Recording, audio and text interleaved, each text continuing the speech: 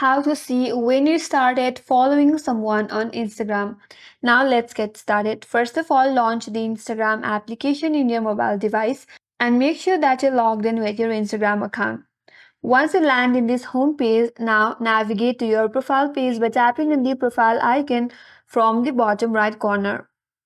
Now, once you get to your profile page, head over to your following list by tapping on this following option on your right hand side at the top right corner. Now here you will see all your following list in your Instagram account.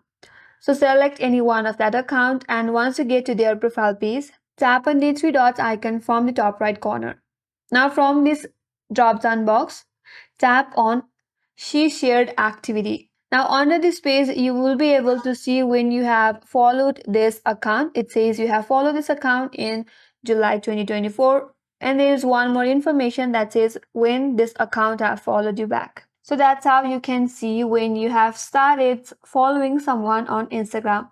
And that's all for today's video. Hope this video helped you. And if you're new to our channel, make sure to subscribe, like, comment, and hit that notification bell icon.